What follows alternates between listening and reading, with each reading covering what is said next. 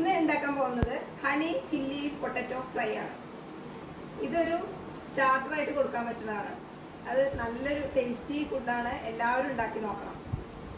പിന്നെ എന്താ പറയുക, ഇത് ചെറിയ കുട്ടികൾക്കും നല്ല ഇഷ്ടമാവും, വലിയവർക്കും ഇഷ്ടമാവും.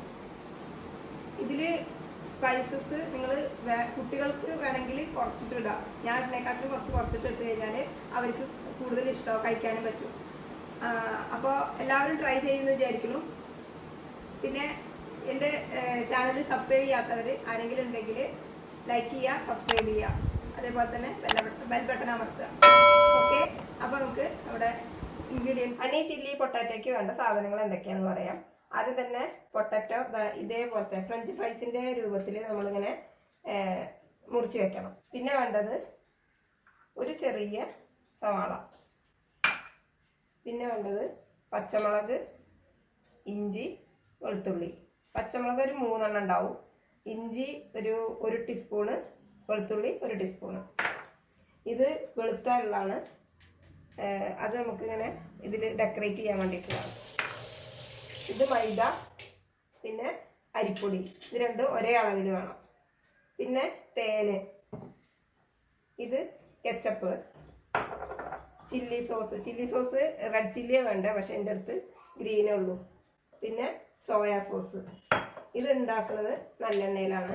നോർത്ത് ഇന്ത്യൻ ഫുഡ് ആയതുകൊണ്ട് നല്ലെണ്ണയിൽ ഉണ്ടാക്കാൻ പറ്റുള്ളൂ. പിന്നെ ആവശ്യത്തിന് സോൾട്ട്, വെള്ളം. അപ്പോൾ നമുക്ക് ആദ്യം എന്ത് ചെയ്യണമെന്ന് നോക്കാം. ഇത് ചെറിയ 4 പൊട്ടാറ്റോ ആണ് കേട്ടോ. ഇതിങ്ങനെ നമുക്ക് ഇതിലേക്ക് ഇടാം.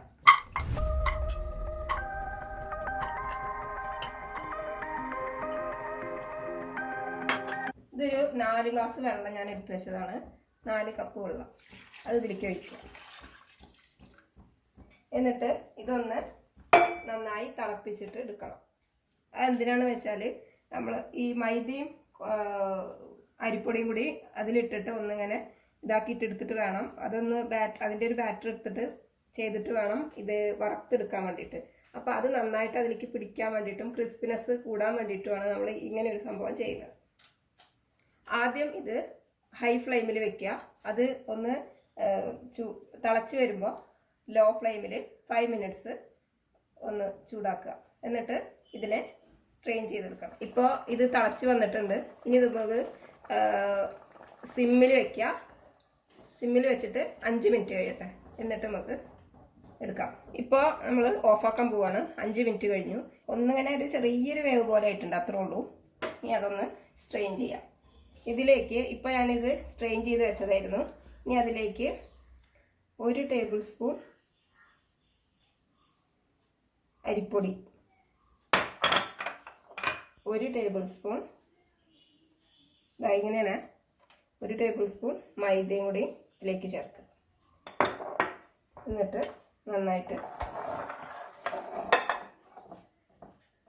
നന്നായിട്ടൊരു എല്ലായിടത്തേക്കും എത്തിക്കണം. നല്ല ചൂടുണ്ട് കേട്ടോ. ഇനി ഇതേപോലെ തന്നെ ഇതിലേക്ക് അരിപ്പൊടി 1 ടീസ്പൂണും മൈദ 1 ടീസ്പൂണും പിന്നെ പാകത്തിന് ഉപ്പും.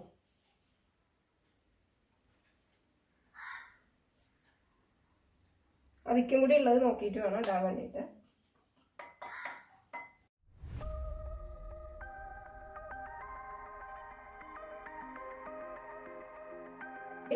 കുറച്ച് വെള്ളം ഒഴിച്ചിട്ട് തിക്ക് കൺസിസ്റ്റൻസിയിൽ ഇതാക്കണം. ഈ ഒരു പരുവത്തിലാക്കുക.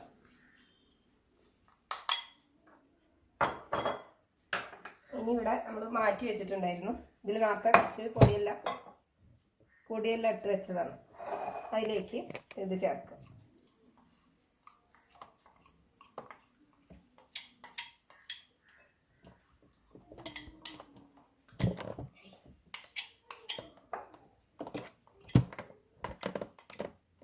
ഇത് നല്ലോണം ഇങ്ങനെ ഇതിലേക്ക് പിടിപ്പിക്കണം. ഇവിടെ ഇത് നന്നായിട്ട് എല്ലാത്തിലും പിടിക്കണം.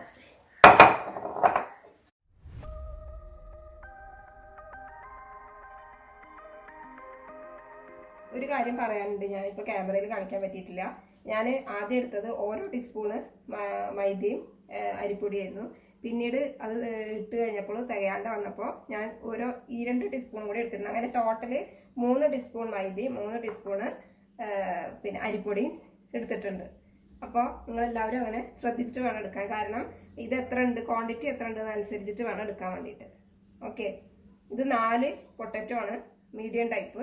അപ്പോൾ അത് വരുമ്പോൾ കുറച്ചും കൂടി ഞാൻ പറഞ്ഞ ഇത്രയും ക്വാണ്ടിറ്റി വേണം ഇതിലേക്ക് മൈദയും അരിപ്പൊടി എടുക്കാൻ വേണ്ടിയിട്ട്. ഇനി നമുക്കിത് വറുത്ത് കോരണം. അപ്പോൾ നമ്മുടെ എണ്ണ ചൂടാക്കാൻ വെക്കാം. ഇനി ഇത് വറുത്ത് കോരാം. ഇത് എണ്ണ ചൂടായിട്ടുണ്ട്. നമുക്ക് ഓരോന്നോരോന്നായിട്ട് ഇട്ടിട്ട് വറുത്ത് കോരാം.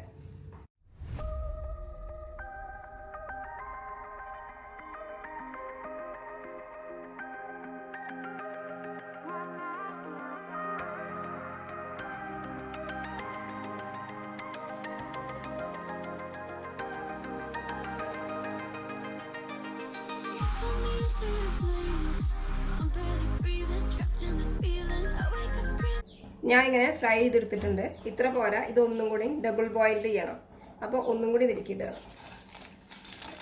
എണ്ണ നല്ല ചൂടായിരിക്കുകയാണ്. ഇതിലേക്ക് ഒന്നും കൂടി ഇടുക. വേണ്ട, കരകരാന്ന് സൗണ്ട് ഉണ്ടല്ലേ, നല്ല കരുവരുപ്പായിട്ടായിട്ടുണ്ട്. ഒന്നുകൂടി അതിലേക്ക് ഇട്ടിട്ടെടുക്കുക. അപ്പോൾ ഫ്രഞ്ച് ഫ്രൈസ് റെഡി ആയിട്ടാണ്. ഇത് ഇത്രയും ആയാൽ തന്നെ കുട്ടികൾ ചിലപ്പോൾ ഇത് പകുതി എടുത്ത് കഴിക്കും കേട്ടോ. ഇത് ഉണ്ടല്ലേ, നല്ല കരുകരുപ്പുണ്ട്.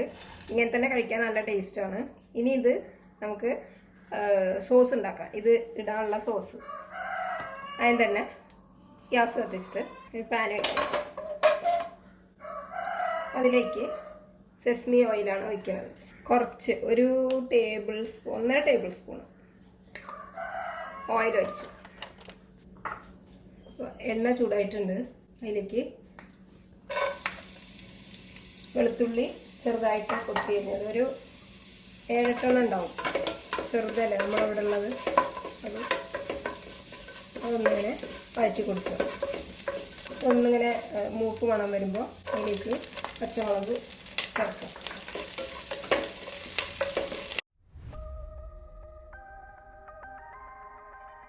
പച്ചമുളകൊന്ന് വാങ്ങണം. ഇതൊരിക്കലും വെളിച്ചെണ്ണയിൽ ഉണ്ടാക്കരുത്. വെളിച്ചെണ്ണയിൽ ഉണ്ടാക്കിയാൽ ഒരു ടേസ്റ്റ് ഉണ്ടാവില്ല. എല്ലാവരും ഉണ്ടാക്കി നോക്കണം. ഉണ്ടാക്കി നോക്കിയിട്ട് അഭിപ്രായം പറയണേ. ഇപ്പോൾ സവാള ഇട്ടു. ഒരു ചെറിയ സവാളയാണ് ഞാൻ ചേർത്തിട്ടുള്ളത്. മീഡിയം ടൈപ്പ്, ഒരു ചെറുത്.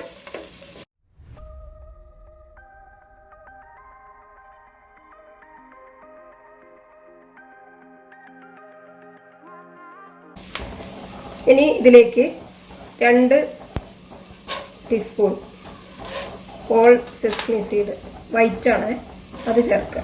2.5 ടീസ്പൂൺ കേട്ടോ ചേർത്തിട്ടുണ്ട്. അത് നന്നായിട്ട്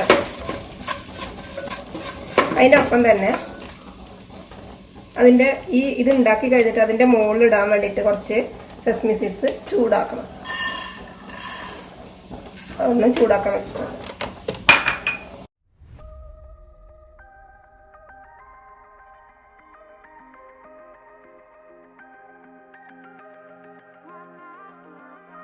നല്ല ഹൈ ഫ്ലെയിമിൽ വേണം ഇത് ഉണ്ടാക്കാൻ വേണ്ടിയിട്ട്.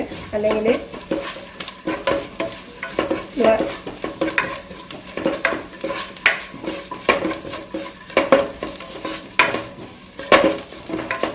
ഇതിലേക്ക് ക്യാപ്സിക്കം വേണമെങ്കിൽ ഇടാം. ക്യാപ്സിക്കം എൻ്റെ അടുത്തില്ല, അപ്പം അതുകൊണ്ട് ഞാൻ ഇട്ടിട്ടില്ല. ഇതിങ്ങനെ ഒന്നിങ്ങനെ കടിക്കാൻ കിട്ടും നമുക്ക്, അതുകൊണ്ടാണ് ഇതിട്ടിരിക്കുന്നത്. ഒന്നിങ്ങനെ ഒന്നൊരു ഫ്രൈ പോലെ ആവും ചെയ്യും, എന്നാൽ നന്നായിട്ട് മുരികില്ല. അങ്ങനെ ഒരു അവസ്ഥയിലാവും. അപ്പോൾ അതുകൊണ്ട് വൈറ്റ് സെസ്മി സീഡ് ചെറുതായിട്ടുണ്ട്, അതവിടെ മാറ്റി വയ്ക്കുക. ഇതിലേക്ക് നമുക്ക് സോസുകൾ ചേർക്കാം. അപ്പോൾ സോസ് ചേർക്കുമ്പോൾ നമുക്ക് സിമ്മാക്കി വെക്കണം. ആദ്യം തന്നെ ചില്ലി സോസ് ചേർക്കാം. ചില്ലി സോസ് റെഡ് അല്ലാത്തതുകൊണ്ടൊരു തൃപ്തിയില്ല. എന്നിരുന്നാലും ഒരു വലിയ ടേബിൾ സ്പൂണാണ് ചേർക്കുന്നത്. 1 ടേബിൾ സ്പൂൺ ചേർക്കണം.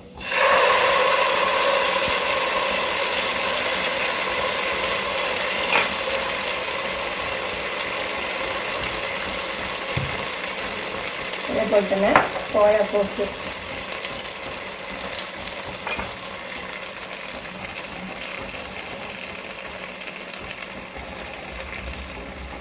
എല്ലാം സെയിം അളവിൽ തന്നെയാണ് ചേർക്കുന്നത്.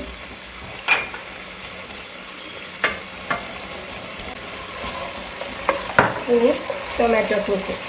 ഇവിടെ ഇപ്പോൾ റെഡ് കളർ ഉണ്ടാക്കാനുള്ള ഏക മാർഗം ടൊമാറ്റോ സോസ് മാത്രമേ ഉള്ളൂ.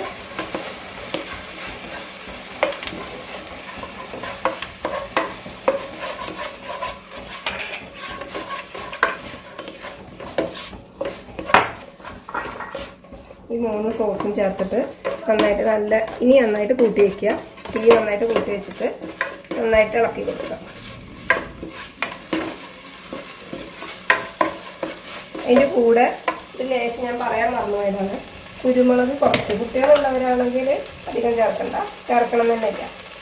കുരുമുളക് ചെറിയൊരു ടീസ്പൂൺ ചേർക്കുന്നത്, 1/4 ടീസ്പൂൺ.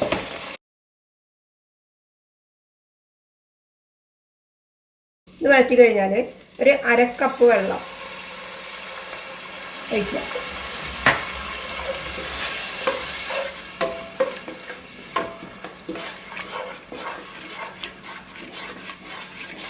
ഇതെന്തിനാണ് ഒഴിക്കണം വെച്ചാൽ ഇത് എല്ലാത്തിലേക്കും ആവണ്ടേ സോസ്, അതിന് വേണ്ടിയിട്ടാണ്. കുറച്ചും കൂടി ഒഴിക്കാം. 1/2 ഗ്ലാസ്സാണ് ഒഴിച്ചിരിക്കുന്നത്. ലേശം കൂടി ഒഴിച്ചിട്ട് ഞാൻ അതിലേക്ക് ലേശം ഉപ്പും ഇടുന്നുണ്ട്, കുറച്ച് പഞ്ചസാര. അധികം വേണ്ട, എല്ലാം ഓരോ കുറച്ചായിട്ട് ഇട്ടാൽ മതി. പഞ്ചസാര ഉപ്പും.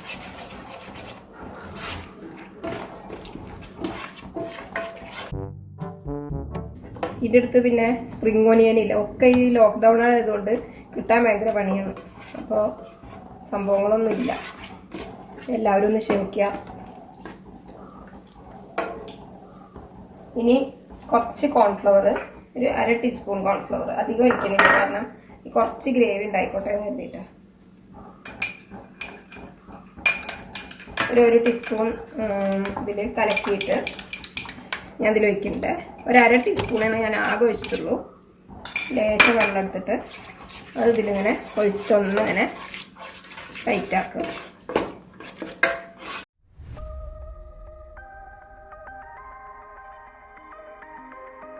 ഇനി ഇതിലേക്ക് ഞാൻ ഈ വറുത്ത് വെച്ച ഇടാൻ പോവാണ്.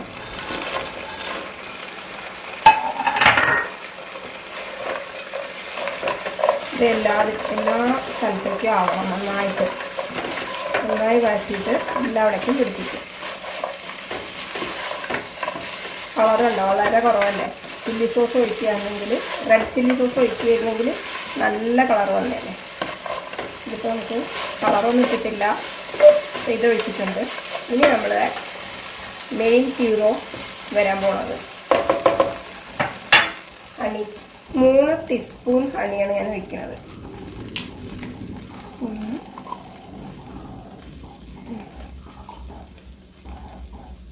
3 ടീസ്പൂൺ.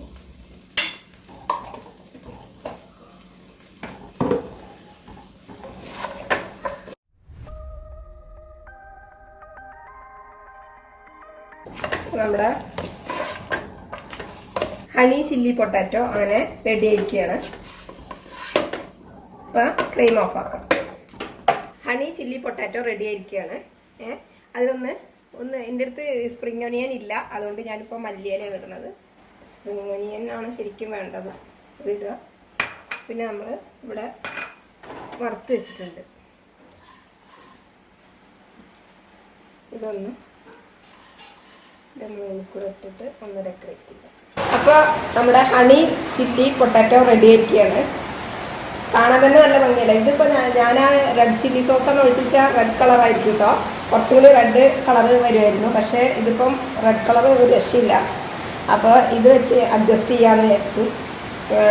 പിന്നെ അതേപോലെ തന്നെയാണ് സ്പ്രിംഗ് ഒനിയൻ, അതും ഇല്ല. അപ്പോൾ എന്നാലും കുഴപ്പമില്ല. ഇത് കാണാൻ വലിയ റെഡ് കളറൊന്നും ആയിട്ടില്ലെങ്കിലും നല്ല ടേസ്റ്റാണ്.